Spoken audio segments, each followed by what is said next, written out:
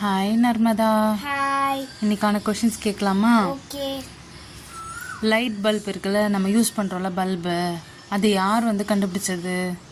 Thomas Alva Edison. Very good. நம்ம solar system இருக்கு இல்லையா, சோலார் சிஸ்டமில் நிறைய பிளானட்ஸ் இருக்குல்ல, அந்த பிளானட்ஸில் எது largest planet? Jupiter. Very good.